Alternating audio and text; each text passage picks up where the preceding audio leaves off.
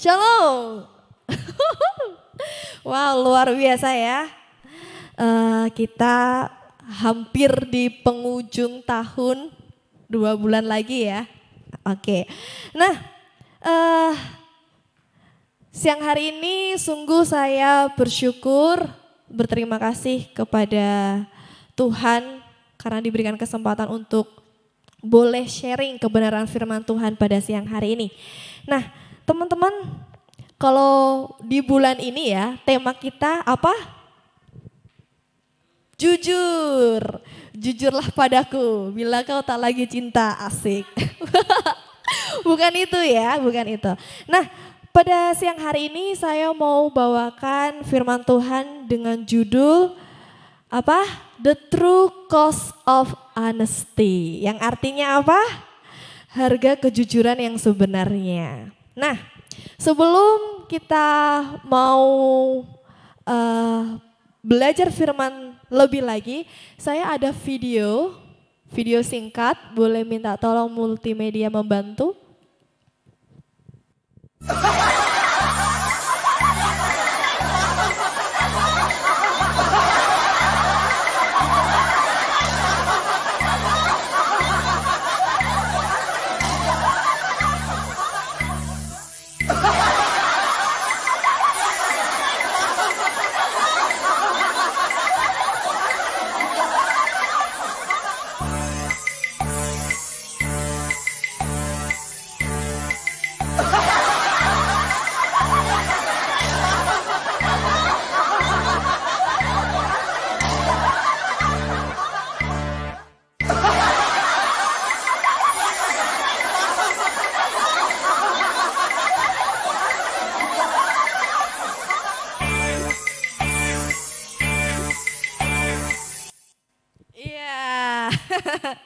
Jadi video singkat itu adalah video seorang anak laki-laki ya. Dia tuh datang ke toko ibunya ya atau ke toko orang tuanya. Dia bawa uang berapa? Ada yang perhatikan tadi? 50.000 ya. Jadi dia bawa uang 50.000. Dia ke tempat apa? Penyimpanan uang toko itu ya. Dia tuh mau tuker uang. Jadi karena di situ ada CCTV, dia perlihatkan, ini loh mak, aku mau tuker uang gitu kan. Dan dia hitung itu sampai sesuai dengan harga atau nominal uang yang dia tukar. Kemudian dia gini dan dia pergi. Nah seringkali seringkali kita itu melakukan sesuatu tindakan ya yang kita tuh harus nunggu ini loh,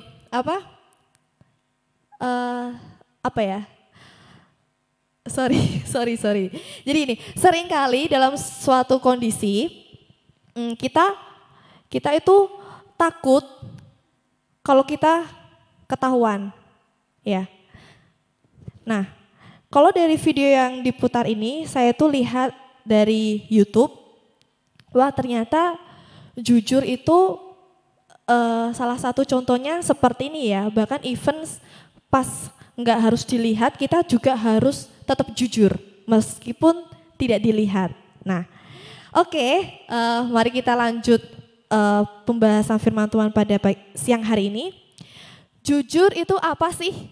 Nah jujur itu apa sih? Menurut KBBI jujur itu artinya lurus hati. Tidak berbohong, berkata apa adanya, tidak curang, tulus dan ikhlas. Ternyata jujur memiliki arti yang sedalam itu ya teman-teman. Lurus hati. Ya. Nah, kenapa kita harus jujur? Pertanyaannya kan gitu ya. Kenapa kita harus jujur? Karena kalau kita tidak terbuka dan kita tidak jujur akan kondisi kita akan sulit untuk mengenali diri kita. Betul? Kita akan sulit mengenali apakah diri kita itu sehat atau tidak. Di dalam Yakobus 5 ayat 16 dikatakan bahwa Karena itu, hendaklah kamu saling mengaku dosamu dan saling mendoakan supaya kamu sembuh. Jadi, kita perlu untuk mengakui sesuatu, mengakui dosa kita. Dan bukan cuma hanya mengakui, kita juga harus saling mendoakan supaya kita sembuh. Nah, kenapa kita juga harus jujur? Karena gini teman-teman, sewaktu kita jujur, kita itu membangun kekuatan karakter kita. Yang akan memungkinkan kita itu melakukan pelayanan kepada Tuhan dan sesama. Kita menjadi diberkati dengan kedamaian pikiran, serta kita akan dipercaya oleh Tuhan dan sesama kita. Nah, jadi kita harus jujur dengan siapa nih? Yang pertama, kita harus jujur dengan diri kita sendiri, betul? Karena kita nggak bisa terbuka sama Tuhan, kita nggak bisa terbuka sama teman atau pasangan kita kalau kita nggak terbuka dulu dalam diri kita. Jadi yang pertama, kita harus terbuka melalui diri kita. Kemudian kita harus jujur sama Tuhan, ya. Yang ketiga, jujur dengan orang-orang di sekitar kita. Kita bisa jujur sama orang tua, pasangan kita, ya, atau sahabat kita. Nah, kenapa kita harus jujur sama Tuhan? Karena gini teman-teman, kita harus ingat kebaikan Tuhan dalam hidup kita. Ya, kalau kisah Adam dan Hawa ketika ia jatuh dalam dosa, teman-teman, ya, pertanyaannya kan gini, ketika manusia jatuh dalam dosa, apakah Tuhan gak tahu? Tuhan tahu, karena Tuhan itu maha tahu. Tuhan maha tahu dan dikatakan di Kejadian 2 ayat 9 ya sampai 10, Allah kan berfirman ya, ngomong sama Adam, di manakah engkau? Ya, dikatakan bahwa sebenarnya Tuhan bertanya bukan karena Tuhan itu kurang informasi, betul? Kan Tuhan maha tahu. Tuhan tanya supaya kita sadar kita itu ada di mana teman-teman. Nah, amin. Nah sekarang gini, ingatlah kebaikan Tuhan. Tuhan tidak pernah menuntut kesempurnaan dalam diri kita. Karena memang kita manusia yang gak sempurna. Kita manusia yang sudah yang jatuh dalam dosa, ya. Tapi karena kebaikan Tuhan, kita manusia yang gak sempurna, ya. Tuhan memberikan kita kasih karunia, kita dilayakan melalui apa? Penebusan Tuhan Yesus di atas kayu salib, dengan penebusannya, dengan darah yang mahal yang Tuhan berikan dalam hidup kita. Seharusnya kita ingat akan kebaikan Tuhan itu sehingga dengan harga yang lunas, harga yang mahal, kita harusnya hidup seperti Tuhan ya. Contohnya apa? Ya ini, kita hidup jujur di hadapan Tuhan. Teman-teman, dan seharusnya kejujuran itu ya, seharusnya kejujuran itu menjadi karakter kita. Ya, menjadi karakter kita. Nah, saya mau bilang begini, dari hasil perenungan saya selama beberapa hari, ya, hasil dari kejujuran adalah kepercayaan. Hasil dari kepercayaan adalah promosi. Dan hasil dari promosi adalah kehormatan dan kebajikan. Yang setuju katakan amin. Amin. Ya. Hasil dari kejujuran adalah kepercayaan. Paham ya sampai di sini ya. Hasil dari kepercayaan adalah promosi. Hasil dari promosi adalah kehormatan dan kebajikan. Nah, kalau menurut KBBI, kehormatan itu apa sih gitu kan? Jadi kehormatan itu adalah pernyataan hormat, penghargaan. Contohnya, ia mendapat kehormatan untuk memimpin.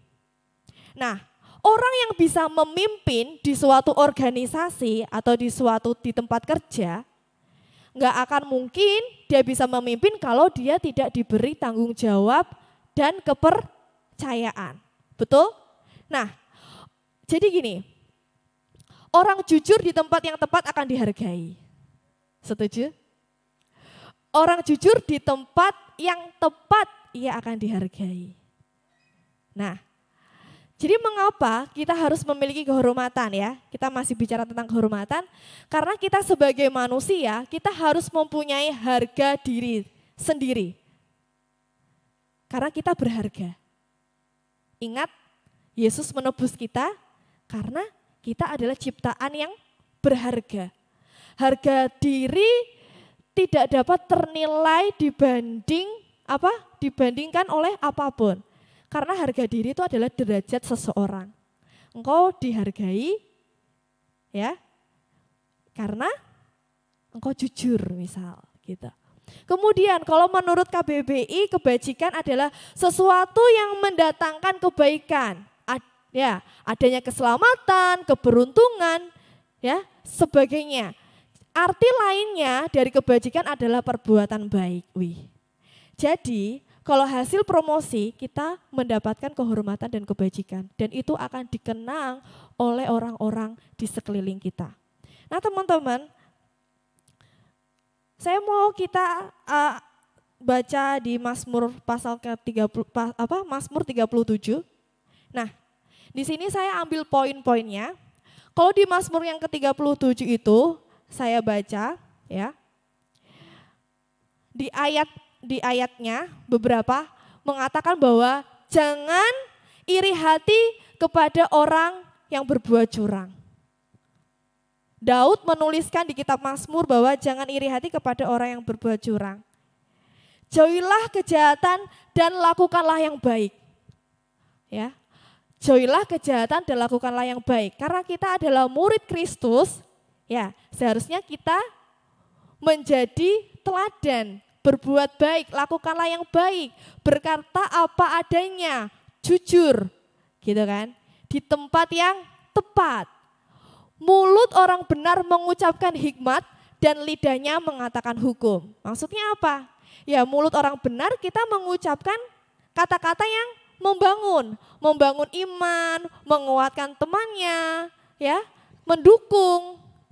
Dan lidahnya mengatakan hukum. Hukum artinya apa? Firman Tuhan, kebenaran Tuhan. Nah, kemudian perhatikanlah orang yang tulus dan lihatlah kepada orang yang jujur. Sebab pada orang yang suka damai akan ada masa depan. Yang percaya katakan amin. Amin. Ini firman Tuhan ya yang berkata. Jadi Tuhan menetapkan langkah-langkah orang yang hidupnya berkenan kepadanya. Sampai-sampai Tuhan menetapkan langkah-langkah orang yang hidupnya berkenan, sampai anak cucunya itu menjadi berkat. Siapa sih di sini yang gak mau hidupnya, bahkan anaknya, bahkan sampai punya cucu tetap jadi berkat? Ada yang gak mau? Mau ya? Semua mau ya? Sampai anak cucunya menjadi berkat. Itu karena apa? Karena kita menjaga perkataan kita, menjaga mulut kita untuk menyampaikan, untuk berbicara jujur. Nah teman-teman, saya mau bagikan kisah Ananias dan Safira. Ya, Ananias dan Safira di Kisah Para Rasul 5 ayat 1 sampai 11. Ini kalau kita baca dari pasal 1 sampai akhir, ini menceritakan tentang Ananias dan Safira yang dia itu melakukan suatu kejahatan saat di rumah ibadat ya, atau waktu itu di gereja mula-mula. Mereka melakukan kompromi di ayat yang kedua. Yuk coba kita buka ya, Kisah Para Rasul 5, sama-sama. Kisah Para Rasul 5.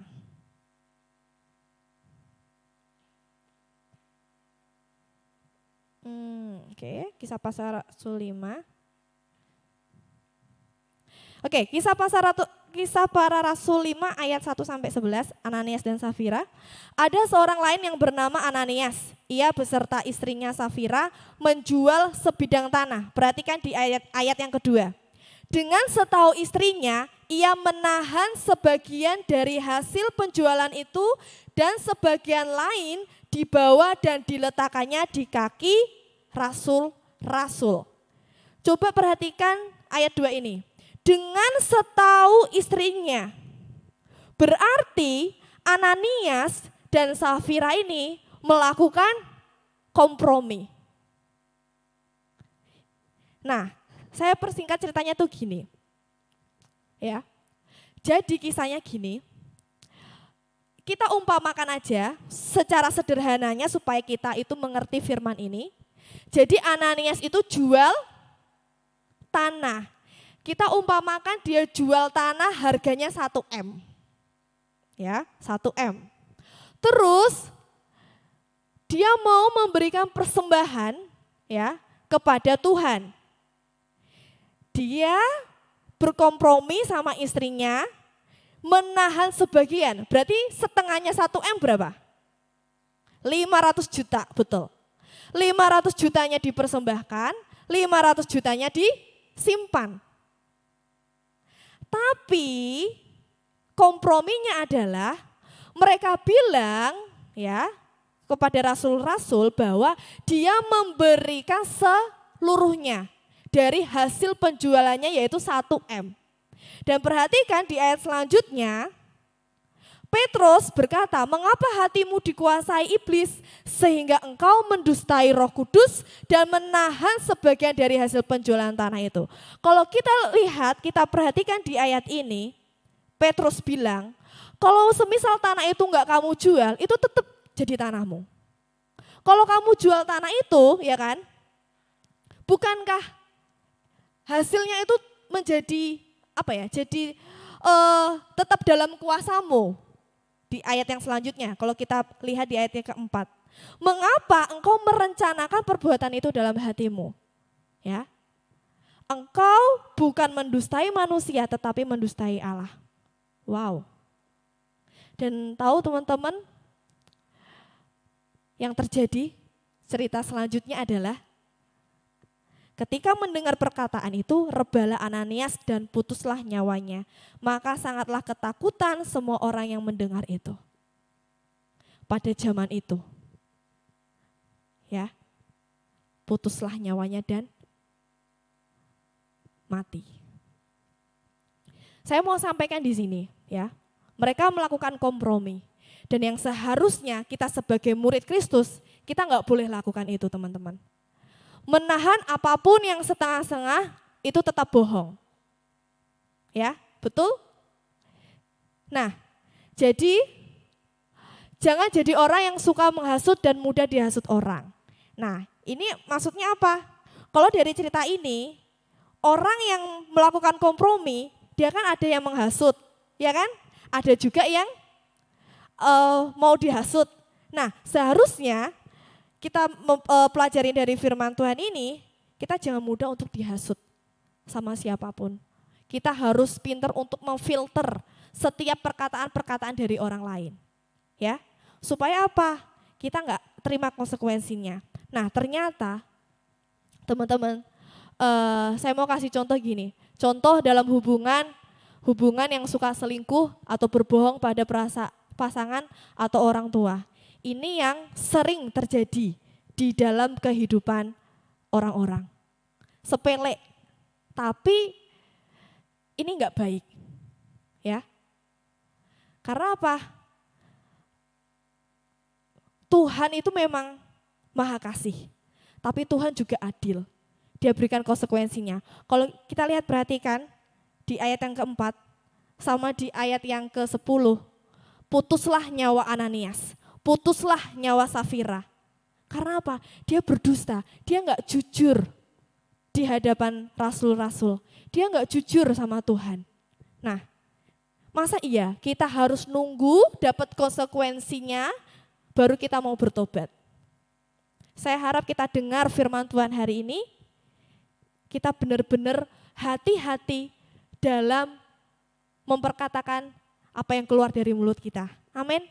Saya mau kasih kesaksian tentang hidup saya. Saya pernah suka sama laki-laki, normal ya. Ya, saya pernah suka sama laki-laki. Saya sangat sayang, saya cinta luar biasa. Sampai akhirnya dia tuh tiba-tiba cuek. Jadi saya berusaha bagaimana laki-laki ini memperhatikan saya. Jadi saya bikin drama, teman-teman. Saya bilang, saya sakit. Padahal saya enggak sakit. Saya bohong? Iya, saya bohong. Saya bohong untuk kebaikan untuk saya pikir untuk kebaikan saya supaya saya diperhatikan. Nah, ketika saya bohong, saya bilang saya sakit demam, saya enggak bisa makan, saya mual gitu kan. Dia kasih perhatian ke saya. Wih, saya dapat perhatian dari si cowok ini. Senang kan? Senang. Tapi firman Tuhan jelas bahwa orang yang hidupnya enggak benar, ya, dia akan mendapat hukumannya atau konsekuensi dari apa yang dia buat. Dan suatu ketika saya sakit, benar-benar saya sakit, saya bilang sama cowok ini, saya sakit. Bahkan saya waktu itu operasi, tahu nggak? Dia nggak ada perhatiin saya. Kenapa kita harus tunggu, kita terima hukuman, kita dapat konsekuensinya, baru kita apa? Baru kita sadar. Nah, teman-teman, ya, saya mau bilang gini, zaman dulu, zaman yang kita zamannya di zaman Ananias, hukumannya itu langsung mati. Betapa Tuhan gak mau kita jadi orang pendusta. Dan hukumannya, konsekuensinya adalah mati. Tahu gak, bapak pendusta itu siapa? Iblis. Tuhan gak bisa diajak kompromi, gak bisa. Karena apa? Tuhan kita itu kudus, dia suci, dia mencintai kejujuran. Kalau kita aplikasikan dalam kehidupan kita yang zaman sekarang ya teman-teman, artinya apa? Putuslah nyawanya. Bisa jadi kita susah cari rezeki, kita susah cari pekerjaan, kita sakit-sakitan, kita terlilit utang piutang, gak dipercaya sama orang lain. Itu adalah bagian dari konsekuensi yang diterima saat kita menjadi seorang yang pendusta. Ya, oke. Dan ya, kita berharap bahwa yuk kita sama-sama jadi pemberita kebenaran ya. Alangkah lebih baiknya jika mulut kita menyukakan hati Tuhan, menyampaikan kebenaran, menjadi berkat bagi orang-orang di sekeliling kita. Ya, yuk jadilah pemberita kebenaran. Karena apa? Kejujuran itu dimulai dengan takut akan Tuhan. Karena apa? Setiap perkataan kita akan dimintain apa? Pertanggungjawaban. Setiap orang mempertanggungjawabkan kehidupannya masing-masing. Ya. Jadi setiap perkataan kita akan dimintai pertanggungjawaban. Setiap tindakan kita juga akan dimintai pertanggungjawaban. Ya, jangan mudah untuk dihasut, yuk kita belajar sama-sama pinter, lebih pinter ya. Dan pastikan yang keluar dari mulut kita adalah menyampaikan kebenaran Tuhan. Oke, nah selanjutnya teman-teman, saya mau apa sih pelajaran hidup dari Ananias dan Safira yang kita ambil? Jika dusta itu direncanakan ya, seharusnya kejujuran juga harusnya direncanakan. Kalau kita baca kisah Ananias sama Safira, itu kan direncanakan, betul ya? Mereka kompromi, direncanakan ya, betul ya? Nah, seharusnya kejujuran itu juga direncanakan. Seperti apa direncanakannya? Kita harus jadi orang yang apa adanya. Ya kalau ngomongnya A ya A, ya kalau tindakannya A ya A, bukan tindakannya A malah Z ya. Kemudian apa? Berbicara sebenarnya, memberikan informasi yang sesuai gitu. Kemudian apa? Setiap kali jujur itu untuk membangun orang lain dalam kebenaran. Mazmur 120 ayat 2 berkata, "Ya Tuhan, lepaskanlah aku daripada bibir dusta, daripada lidah penipu." Ini adalah doa dari Daud ya, di Mazmur. Dan seharusnya mari kita sama-sama berdoa, minta anugerah Tuhan, supaya apa? Lepaskanlah aku ya Tuhan, dari apa? Dari bibir dusta, daripada lidah penipu. Susah, gampang, enggak gampang. Tapi dengan anugerah Tuhan, dengan kekuatan yang Tuhan berikan dalam hidup kita, kita dimampukan untuk menjadi orang yang jujur. Amin. Nah, kemudian yang terakhir saya mau kasih kisah tentang Yusuf, teman-teman. Jadi kita akan membandingkan kisah Anania, Safira dan Yusuf ya. Siapa sih yang nggak tahu Yusuf? Kita semua tahu ya kisah Yusuf ya. Jadi kalau kita baca dari Kejadian 37 sampai 39 40, ya betul ya. Nah, sampai Kejadian 39, saya persingkat gitu kan, keterangannya bahwa gini. Di Kejadian 37 kita lihat bahwa Yusuf adalah anaknya siapa? Anaknya Yakub dari Rahel. Yusuf sangat disayang di antara saudara-saudaranya yang lain. Betul ya? Nah, kalau kita perhatikan kisah hidupnya si Yusuf itu enggak mudah dilalui, teman-teman. Yang pertama apa? Saudara-saudaranya iri hati, benci. Dan sampai saudaranya itu merencanakan kejahatan terhadap dirinya. Tuh. Saking enggak disukai. Kenapa dia enggak disukain? Ada satu kisah kenapa Yusuf jadi dibenci gara-gara Yusuf menceritakan apa? Mimpinya. Ya, mimpinya kepada saudara-saudaranya. Itu kenapa kita harus jujur di tempat yang tepat. Nah, tapi itu oleh karena seizin Tuhan diizinkan, jadi kita mau lihat kisah selanjutnya dari Yusuf, ya. Kemudian akhirnya Yusuf dimasukkan ke dalam sumur, kisah selanjutnya, betul ya. Kemudian Yusuf dijual kepada orang Ismail dari Mesir.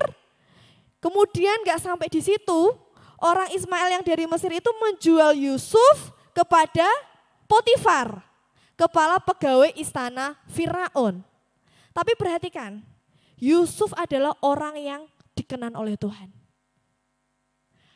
Yang menjadi proses dalam hidupnya adalah dia tetap setia dan memperkatakan kebenaran dalam hidupnya. Ya. Kalau kita lihat di Kejadian 39, Yusuf diangkat menjadi pelayan di rumah Potifar. Dia menjadi kepercayaannya. Kenapa Yusuf dipercaya? Kenapa? Sampai orang lain bisa melihat, wow, Yusuf disertai Tuhan. Karena Yusuf berpegang teguh pada Tuhan dan melakukan kebenarannya. Dia orang yang lurus hatinya, dia yang berkata apa adanya, dan dia tidak curang. Bahkan even ketika ada kesempatan untuk Yusuf melakukan suatu hal, ya, waktu dia digoda sama istri Potifar, dia enggak lakukan itu. Karena dia apa? Lurus hatinya. Dia jujur. Dia takut akan Tuhan. Nah, teman-teman,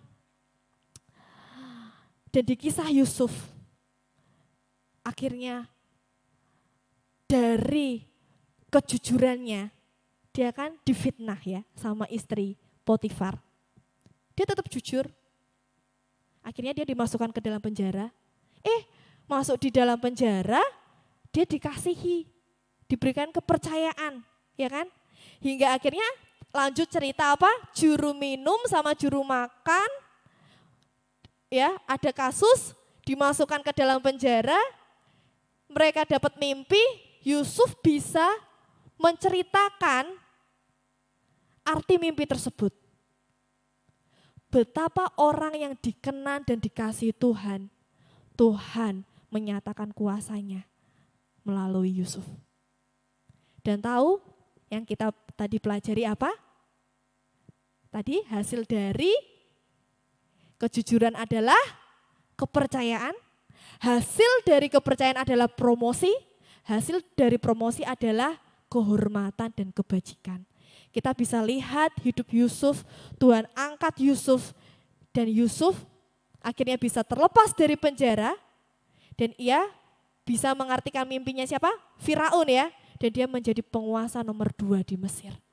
Bukankah orang yang jujur hatinya, yang memiliki kelurusan hati, Tuhan bisa lakukan yang luar biasa dalam hidupnya. Jujur tidaklah mudah, Tapi dengan kasih karunia Tuhan kita dimampukan untuk kita bisa jujur. Ya. Goalnya apa sih? Tujuannya apa sih? Supaya kita jadi berkat bagi orang-orang di sekeliling kita. Amin. Siapa sih yang gak mau jadi berkat? Bahkan sampai anak cucu kita harus jadi berkat buat orang-orang di sekeliling kita. Pelajaran apa yang kita ambil dari Yusuf, teman-teman? Kejujuran itu harus dimulai dari motivasi yang benar. Yang setuju katakan amin. Kejujuran harus dimulai dengan motivasi yang benar.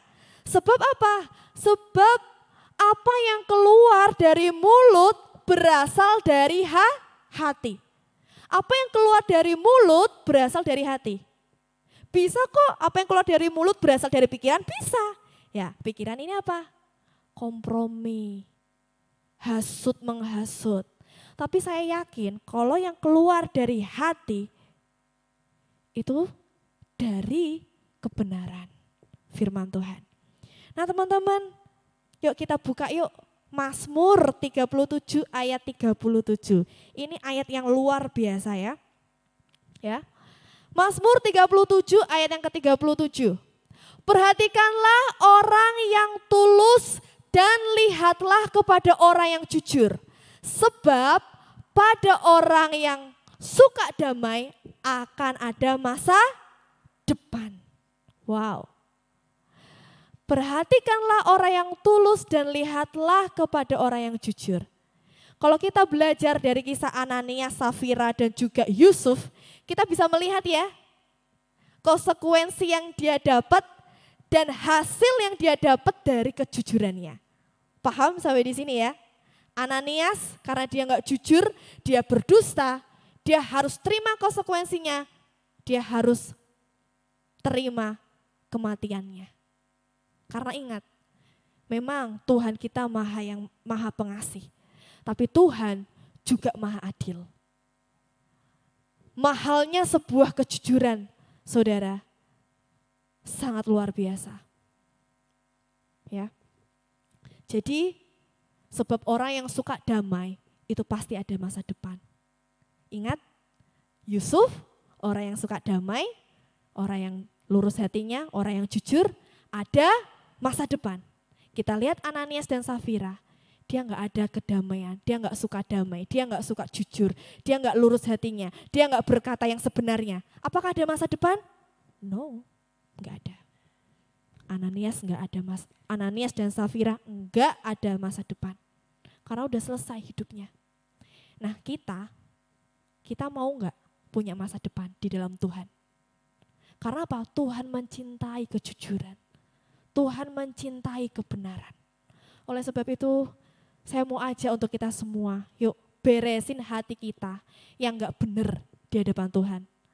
Beresin hati kita yang kita pernah berbohong sama pasangan kita pernah bohong sama orang tua kita pernah bohong sama teman kita, ataupun rekan kerja kita. Yuk kita benahin, kita bertobat. Supaya apa? Kita gak terima konsekuensinya yang tadi. Ya, amin. Amin, haleluya ya. Ingat, kejujuran itu sangat mahal. Begini, maksudnya gini, karena Tuhan Yesus sudah tebus kita di atas kayu salib dengan darahnya yang mahal. Iki loh, mahal banget. Masa sih kita nggak mau ya melakukan kebenarannya karena kita sudah terima harga yang mahal itu di atas kayu salib. Amin saudara. Saya mau kita belajar sama-sama supaya apa? Kita dipercaya orang, kita dipercaya Tuhan, kita diperkenan Tuhan dimanapun kita berada. Oleh karena kasih Allah, kita ditebus dengan darah yang mahal. Maka kepercayaan yang Tuhan berikan harusnya kita gunakan untuk membangun kekuatan karakter kita di dalam melayani Tuhan dan melayani sesama. Saya mau bilang yang terakhir gini, kejujuran terkadang sangat sulit, tetapi kejujuran selalu memenangkan.